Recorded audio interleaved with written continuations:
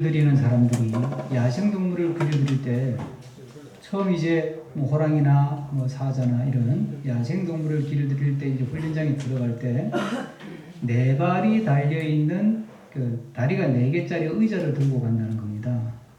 그 의자를 앉으려고 가지고 가는 게 아니라 다리 4개짜리 의자를 이렇게 들고 짐승을 향해서 딱 다리 4개를 딱 이렇게 딱 이렇게 딱 갖다 대면 짐승이 어떤 생각을 할까요? 다리가 4개니까 무엇을 물어야 될지 위에 2개 아래 2개 4개인데 저 어디를 물어야 공격을 어디를 공격해야 되나 헷갈린다는 거예요. 그래서 이 야생 짐승이 그걸 볼 때마다 헤매다가 결국은 포기한다는 거예요. 당황을 하는 거죠. 방황을. 그걸 계기로 이제 이 조련사들이 짐승의 그 기선을 제압해가지고 훈련을 시작한다는 거예요. 여러분, 이런 현상은 우리가 세상을 살아가는 동안에 우리도 겪고 경험하는 것입니다. 사탄이 우리를 넘어뜨리는 방법 중에 굉장히 다양한 초점을 제시하고, 그래서 어디다가 인생의 좌표를 찍고 어디다가 삶의 가치를 두고 살아야 되지 못할 정도로 헷갈리게 만드는 거예요.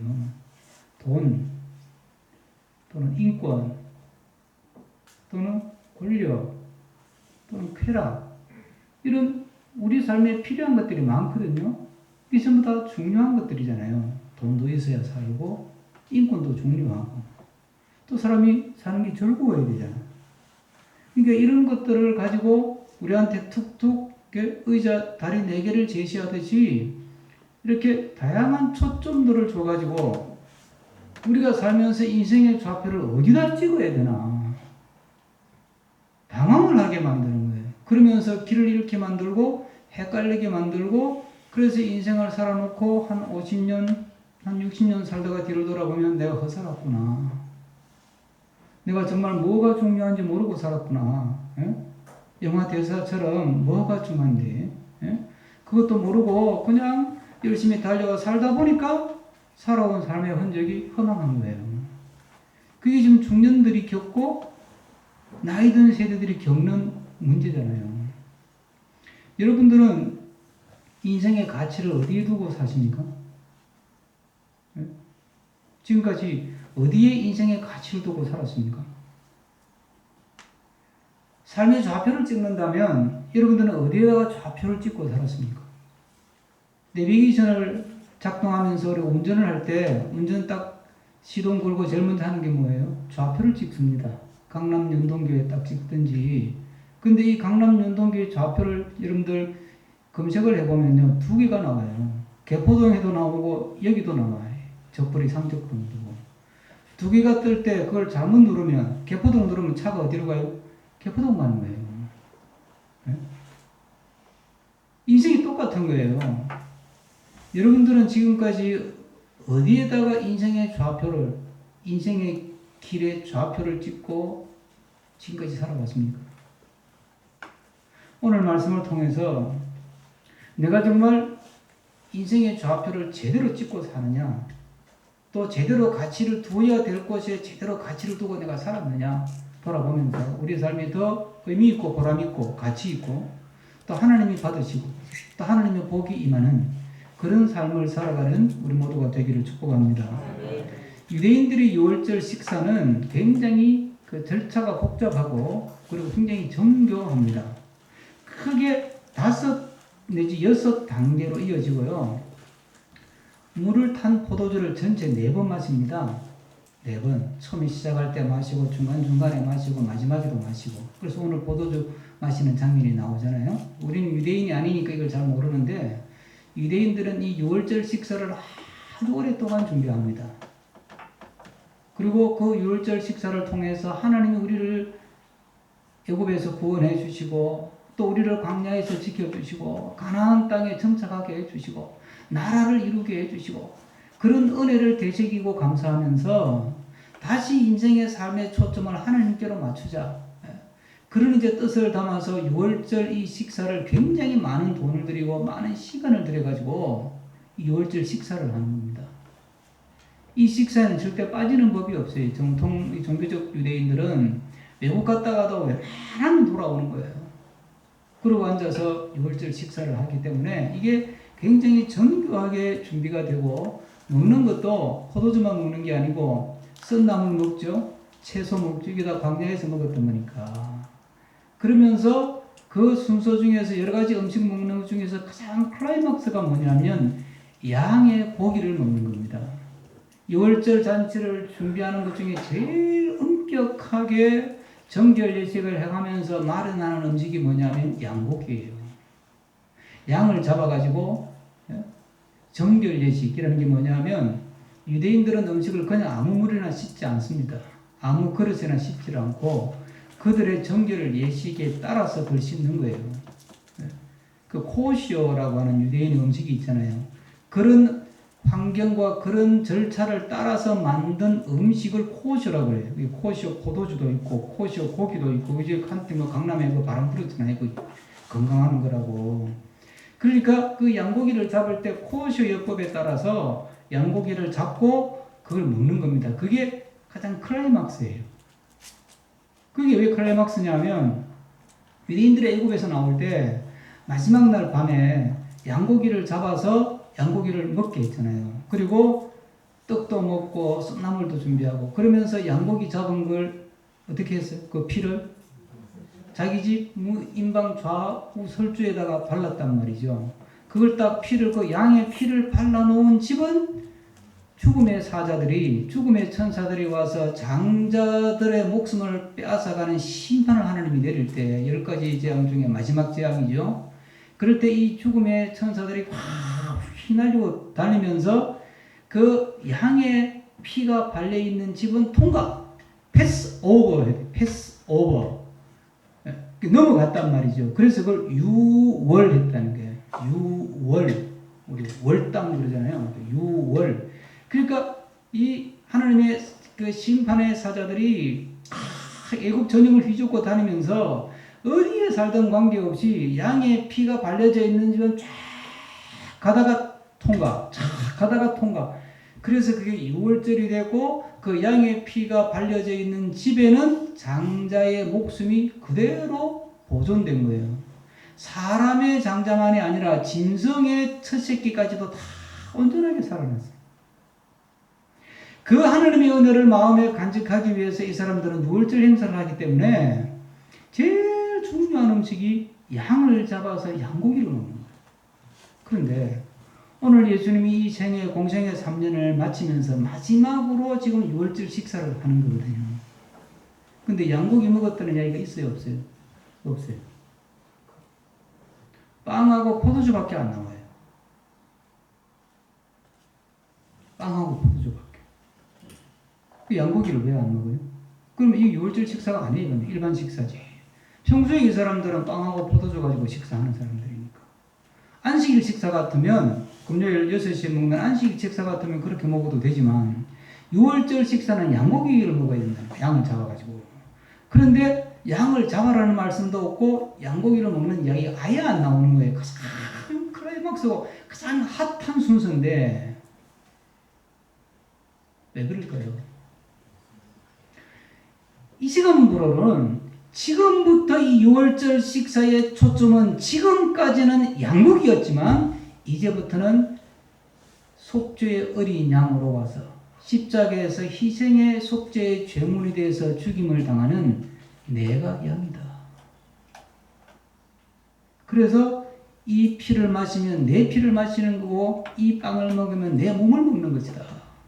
이제부터 모든 유월절 식사를 할 때는 지금까지는 양고기에 초점을 맞췄지만 이제부터는 양고기에 초점 맞추지 말고 누구에게? 예수 그리스도에게 초점을 맞추라는 거예요. 십자가에서 죽임당하신 예수 그리스도, 우리를 위해 십자가에서 피 흘려 죽임당하심으로 우리의 모든 죄를 사해 주신 예수 그리스도, 우리에게 진정한 자유를 주시고 진정한 기쁨을 주시고 진정한 행복이 무엇인지를 가르쳐 주시고 마지막 우리가 죽음 위에 나아갈 길까지도 가르쳐 주신 십자가의 예수 그리스도, 우리의 속죄양이신 예수 그리스도에게 초점을 맞춘 유월절 식사를 하라는 거예요.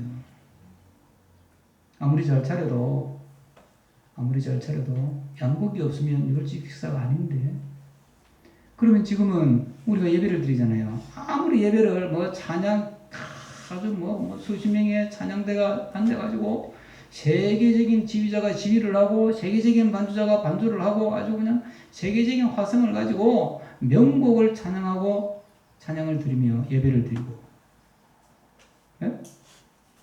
또 그냥 모든 사람들이 앉아서 정말 은혜롭게 예배를 드린다 하더라도 거기에 어린 양 예수의 피에 초점이 맞추어져 있지 않고 그 예배의 좌표가 십자가에 죽임당하신 예수 그리스도가 아니라면, 그게 아니라 내가 은혜 받고 내가 복 받고 내가 잘 살고 거기에다가 초점을 맞추고 거기에 좌표를 찍고 예배를 드리고 있다면 그건 주님이 받으시는 예배가 아니라는 이야기입니다. 우리가 기도를 하잖아요.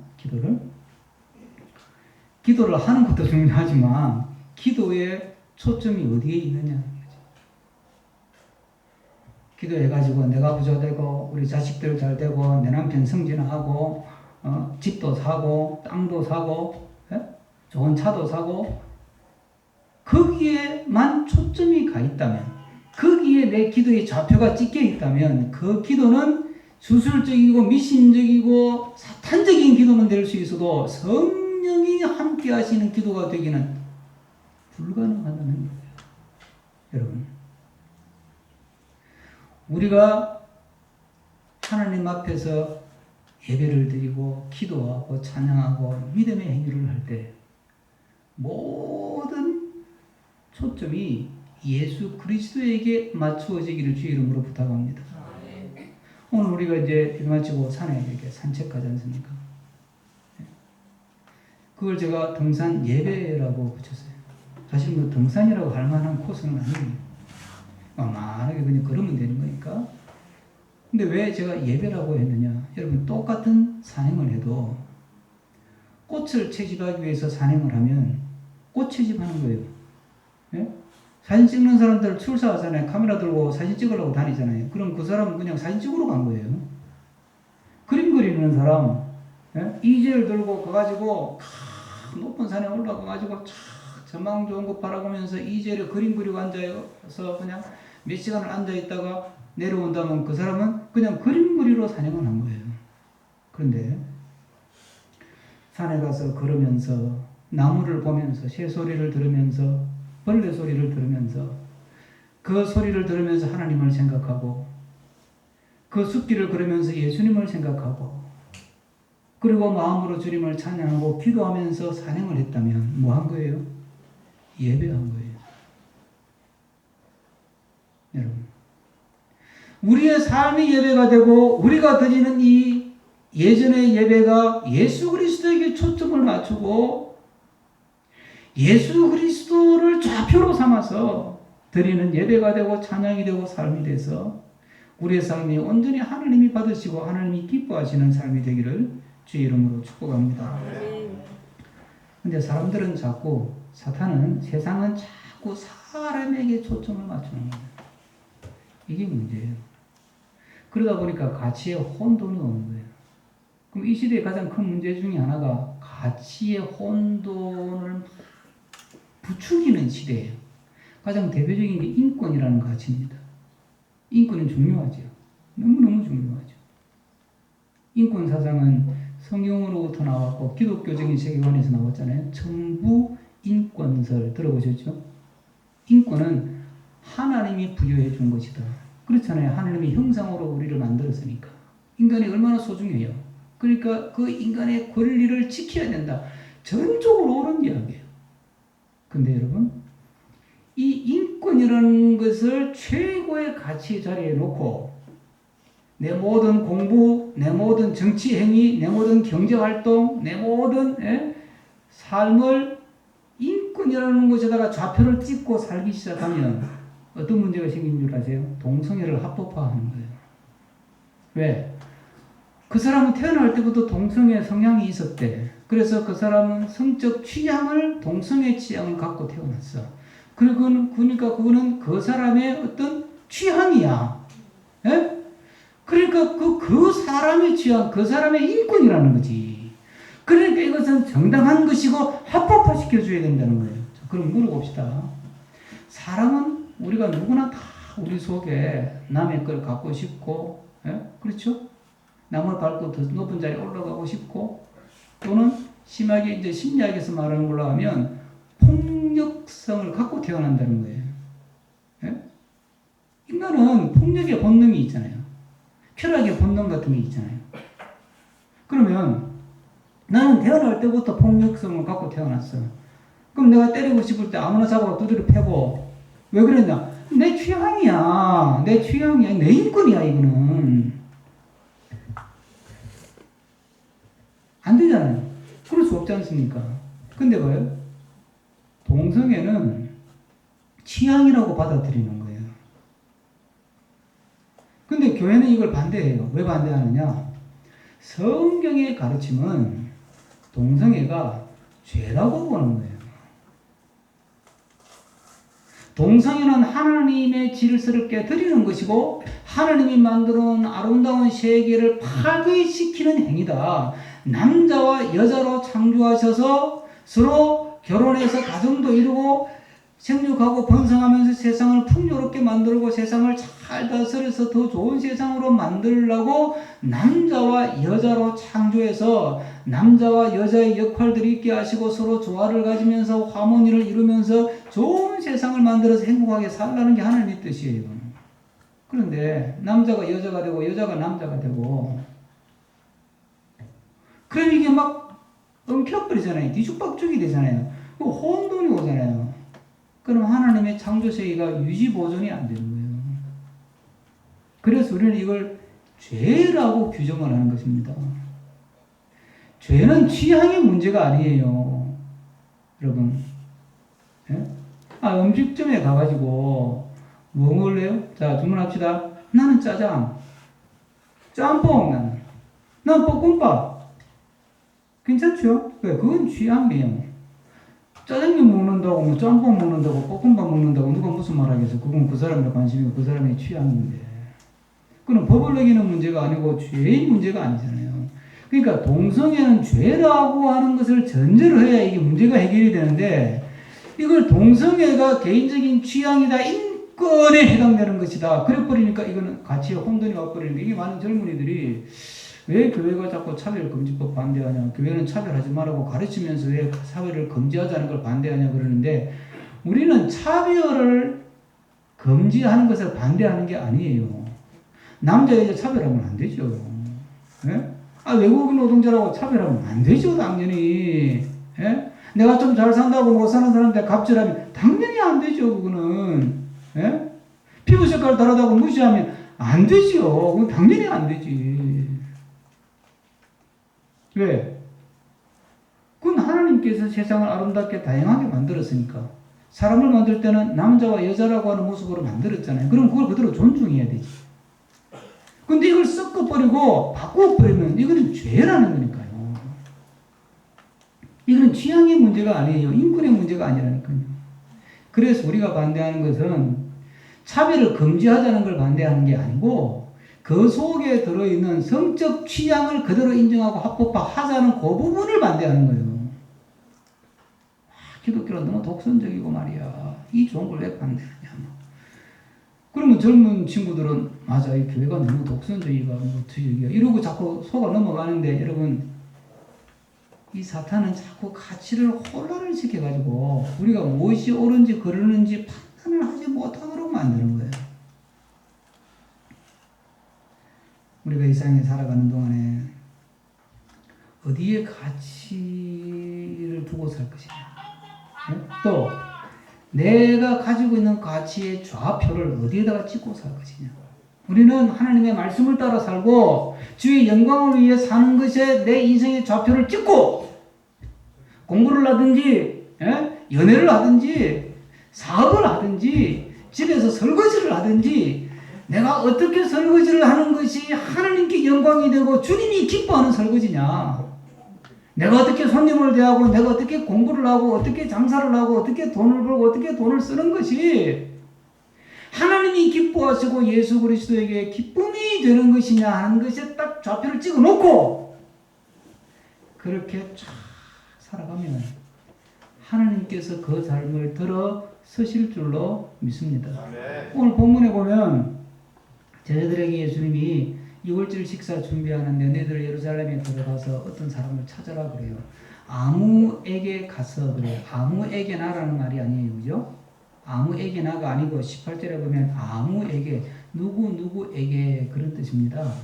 그런데 이 우리나라 말에는 번역이 좀 자유롭지 않아요. 그래서 세번역은 그걸 제대로 번역했어요. 세번역에 보면 너가 베들레헴에 가서 그 사람에게 가서 이렇게 되어 있어요. 앞에 정관사가 붙어 있어요. 그 사람에게. 이 헬라어 원문을 보면 정관사가 붙어 있어요. 톰 데이나 이래가지고 영어로 더라고 하는 정문인데 그 사람에게 찾아가서 어떤 사람이 있는데 그 사람 예수님하고 다 이야기가 되어 있는 거죠. 그죠? 근데 이 사람은 왜 이름을 안 밝히냐? 이름을 밝히는데 좀 어려움이 있는 사람인 거지. 그럼 이름을 밝히면 왜 안 되느냐면, 왜 어려움이 생기냐면, 이미 제사장들이나 그 당시에 기독권을 가진 지도자들이 예수님을 제거하기로 이미 결정을 한 상태예요. 그래서 지금 예수님을 잡아가지고 어떻게 하든지 제거하려고 호시탐탐 노리고 있는데, 그때 예수님을 공개적으로 도와준다?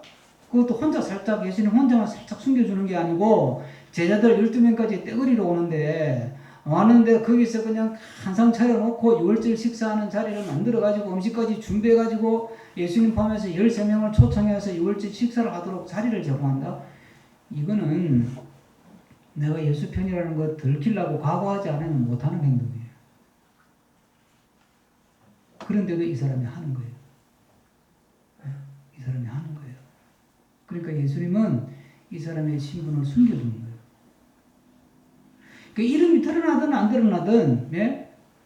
그렇잖아요. 드러나든 안 드러나든 예수님을 따르고 살고, 예수님을 높이고 살고, 주님이 기뻐하는 일을 하며 살고, 주님께 영광되는 삶을 사는 사람들은 위험 부담이 와도, 어려움이 있어도, 부담이 돼도, 무엇이 예수님께 기쁨이 되는 것이냐? 예수님이 기뻐하는 것이 뭐냐? 예수님께 영광이 되는 게 뭐냐? 거기에 가치를 두고 사는 거예요. 예수님 주변에는 그런 사람들이 있는 거예요. 그걸 제자라고 부르고 숨은 제자라고 부르잖아요. 우리가 그런 사람이에요. 우리가 이 시대에 주님께서 우리를 너는 내 제자다, 너는 내 백성이다, 너는 내 자녀다 택하고 불러주셔서 세상에 오만 가치가 돈, 쾌락 이런 것에 막 가치를 두고 사는 사람들이 많잖아요. 가론유다 보세요. 예수님 마음에 안 드니까 3년 동안이나 따라다니면서 제자 노릇했는데 오늘 본문 앞에 지난주 읽은 본문이 뭡니까? 대제사장 찾아가가지고 흥정을 합니다. 내가 예수 넘겨줄게. 얼마 줄래? 그래서 은삼치 받아 먹었어요. 예수를 3년 믿어놓고 예수는 배신 때리는 거야. 모든 걸 돈으로 환산하는 거예요. 예? 모든 걸 돈으로 치환을 하는 거예요. 이런 걸 뭐라 그러죠? 천민자본주의라고 그러는 거예요. 예? 뭐 정치권에서 서울이 뭐 천민 같은 도시라는데 저는 그 표현 자체는 좀 어색하고 불편하지만 뜻은 맞다고 생각합니다. 우리는 전부 다 뭐 집 이러면 그 얼마인데 이러는 거야. 어? 차 샀다 그러면 얼마 주고 샀는데 모든 걸 돈으로 생각하는 거야. 돈의 가치에 방점을 찍어서 돈에 내 인생의 좌표를 찍어서 돈이 되면 하는 거야. 나쁜 짓도 하는 거야. 죄도 짓는 거야. 남도 속이는 거야. 부모도 속이는 거야. 형제도 없고 부모도 없어요. 그냥 내 주머니에 돈 들어오는데 뭐 그게 중요한 거지. 뭐 형제가 밥 먹여주냐, 부모가 뭐 돌아가시면 뭐 내 밥 챙겨주냐, 뭐 어떤 뭐 그렇게 살아가는 거예요. 그게. 그러니까 얼마나 천박해요. 그걸 천민자본주의라고 한다니까.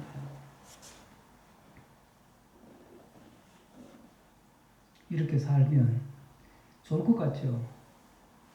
허망해지는 거예요. 인생이 허망해지는 거예요. 인생이. 네? 영국의 설교자 스펄전이라는 아주 위대한 설교자가 있었는데요. 존 웨슬리하고 같은 시절에 영국의 부흥운동을 일으켰던 탁월한 설교자입니다. 이분이 설교하면서 그런 말을 했습니다. 누가 나더러 한 나라의 제왕이 되라고 한다면 나는 이렇게 말하리라. 그런 사소한 일에 신경 쓸 시간이 없다고. 여러분, 왕이 되는 게 작은 일이 아니에요. 그죠? 한 나라의 대통령이 되는 게 작은 일이 아니에요. 가치 없는 일도 아니고. 네? 기독교는 성경이 가르치면 금욕이 아니고 절제거든요. 우리가 돈을 우습게 알지만 성경은 돈을 우습게 가르친 적이 없어요, 여러분. 돈을 우상으로 만들면 일만하게 뿌리가 되는 거지. 탐심은 우상숭배라고 했잖아요. 네? 그러니까 여러분들 돈을 잘 벌어야죠. 잘 벌어서 부자 돼서 잘 써야지. 네? 안 그래요?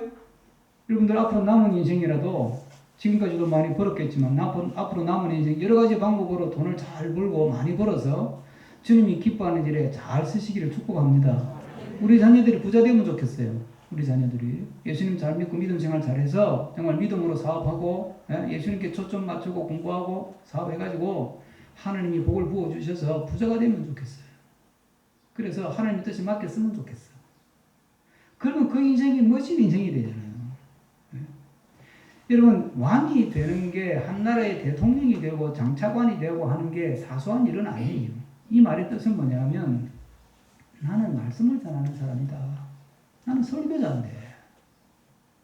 그 두 가지를 놓고 본다면 말씀을 전하고 영혼을 구원하고 전도하고 하나님을 예배하고 하는 이것하고 한 자리에 한 나라의 권력을 장악하고 또는 뭐 재벌이 되고 장관이 되고 대통령이 되고 왕이 되고 다 소중한 일이지만 이 두 가지를 비교한다면 이건 비교가 안 되는 거다 이게.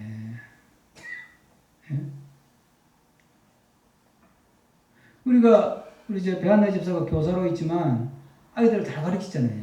아이들을 가르쳐서 공부를 못하는 아이들 공부 잘하게 만들고 얼마나 가치 있어요. 교육이라는 게 얼마나 중요한데 굉장히 보람 있는 일이에요.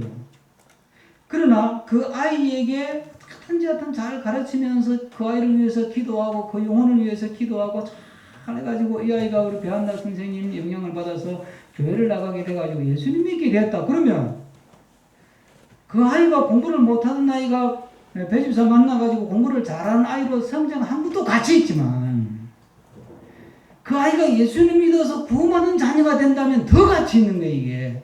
이 기준을 가지고 이걸 보면 이건 사소한 게 되는 거예요.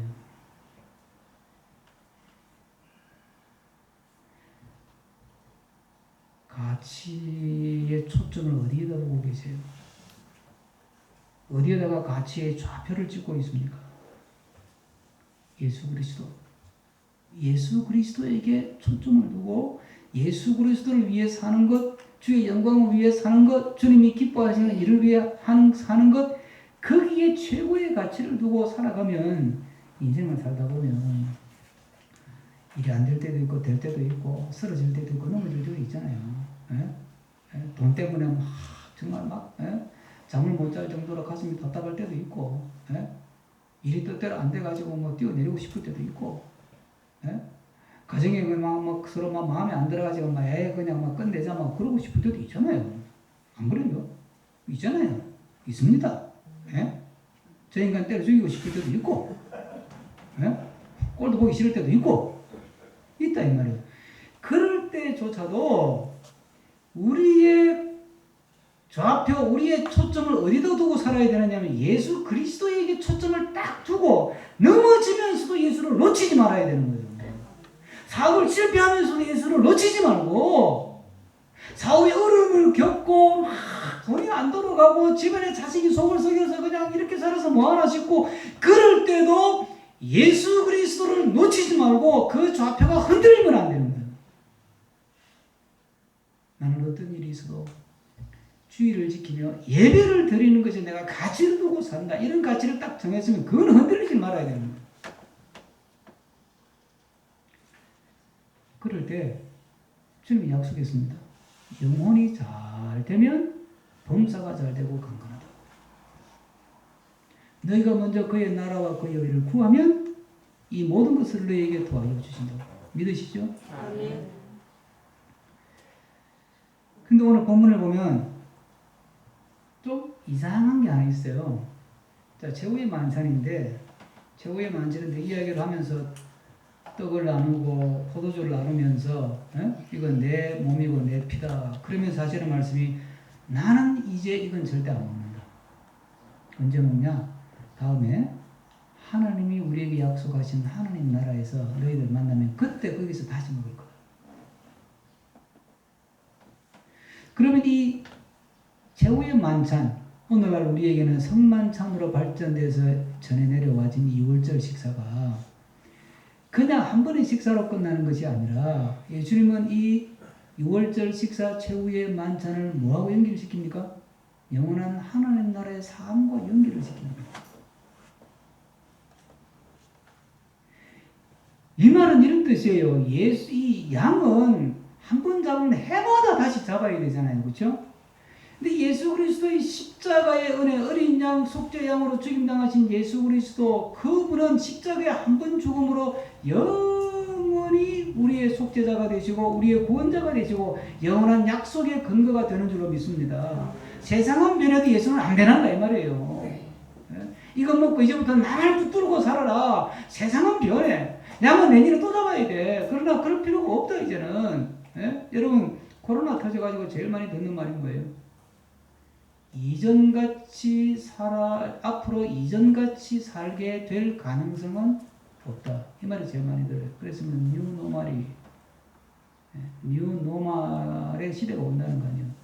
새로운 일상으로, 새로운 질서로 살아야 된다는 거예요. 설거지도 이제 새로운 방법으로 해야 돼요.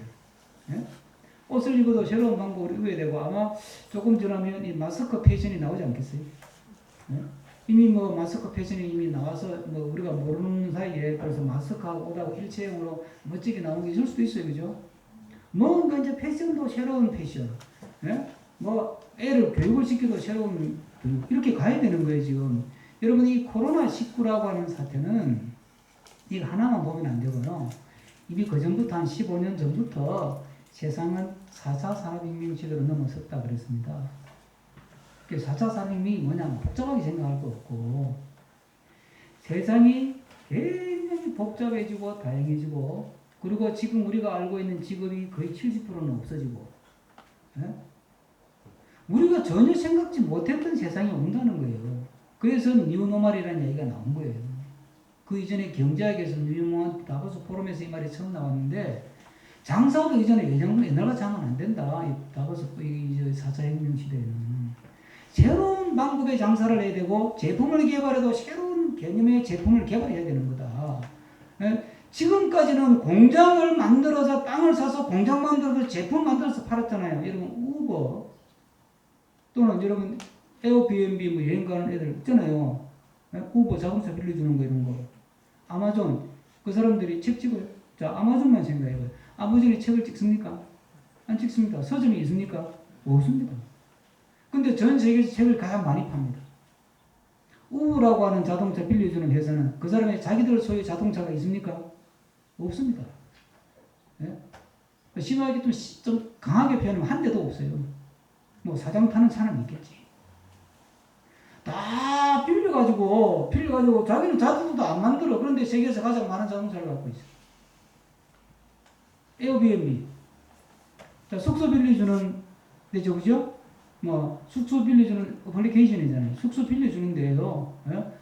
그러니까 이제 여행 간다, 우리나라에 제주도 간다, 독도 간다, 미국 간다, 유럽 간다 그러면 에어비앤비 탁 치고 들어가면 거기에 다 있는 거야. 호텔도 있고 민박도 있고 펜션도 있고 리조트도 있고 다 있어 입맛대로. 민박도 있고 다 되는 거예요. 그냥 입맛대로 내 돈에 맞춰서 얼마든지 골라서 들어갈 수가 있는 거예요. 그러면 거기서 다 돈 받고 빌려줘요. 근데 왜요? 에어비앤비 회사가 자기 집을 빌려주는 자기 집을 갖고 있을 거예요, 없을 거예요? 한 채도 안 갖고 있어요. 다 남의 집이에요. 이상하죠? 이상하죠?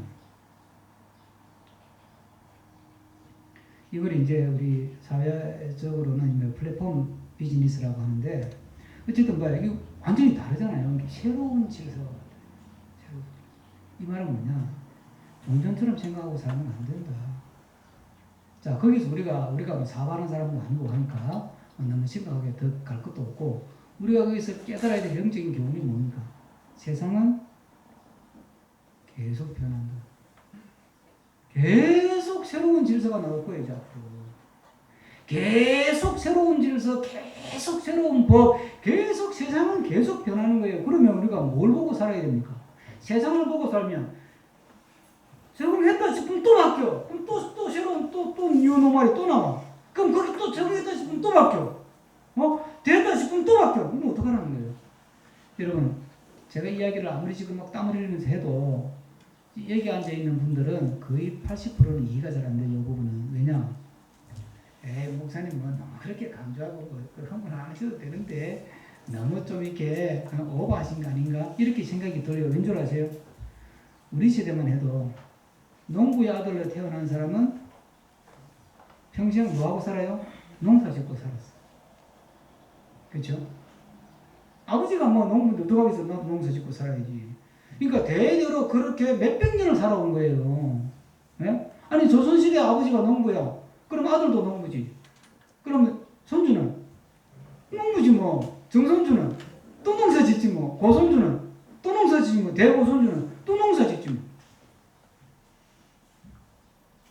대고조 할아버지 그 논 물려받아가지고 뭐 대대로 농사 짓지 뭐. 논이 없어서 대고조 할아버지가 소작농이야. 논 빌려서 농사 지었어. 그러면 그 아들은 소작농이지. 손주는 또 소작농이야. 정손도 소작농이야. 그냥 고손주도 소작농으로 사는 거예요. 그렇게 살아오기를 수백 년. 그러니까 우리는 세상이 바뀌기는 바뀌어도 굉장히 천천히 바뀌는 시대를 사는 거예요. 그러다가 이제 막 빨라지기 시작하는데 유명한 광고 문구가 하나 있어요. 순간의 선택이 몇 년을 좌우한다고? 10년을 좌우한다. 세탁기 하나 잘못하고 냉장고 하나 잘못하면 10년이 결정이 된대요. 그 말은 세탁기나 냉장고 사가지고 잘 써봐야 몇 년 쓴다고요? 10년 쓴다는 거예요. 자꾸 바뀌는 거예요. 10년이면 강산도 변한대. 옛날에는 10년이 안 변했어요. 100년 가도 강산은 안 변해. 그런데 이제는 없던 길이 뭐 몇 개 만에 없던 길이 생기잖아요. 아니 산에 전이 없는데 갑자기 집이 하나 생겼어. 제가 답사한다고 어저께 올라갔더니 제가 밴드에 올렸죠. 원래 그거 벤치가 하나 있었습니다. 제가 왔을 때부터 지난 월요일도 답사 갔을 때 벤치가 하나 있었어요. 영서고속도로 바라보는 벤치 하나. 그런데 어저께 전사님하고 답사하러 갔더니 이쪽에 벤치를 하나 더 만들어놨어. 며칠 사이에 비 오는데 누가 올라오고 뭐 쉬어서 했겠지. 더 만들어놨다고. 며칠 사이에 지형이 바뀌잖아요. 지금은 그런 시대를 사는 거예요. 그렇죠? 그런데 우리가 세상을 바라보고 살아요. 그럼 계속 헷갈리는 거야.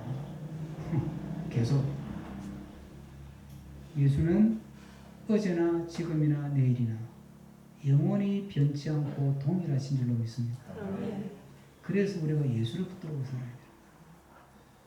오직 예수님 바라보고 예수님께 초점을 맞추고 좌표를 예수님께 찍고 넘어져도 예수님 보고 잘돼도 예수님 보고 승진해도 예수님 보고 낙방해도 예수님 보고 건강해도 예수님 보고 병이 찾아와도 예수님 바라보고 그렇게 살면 변하지 않는 예수님을 바라보고 가면 흔들리지 않는 인생 헤매지 않는 인생 복된 인생 살게 될 줄로 믿습니다.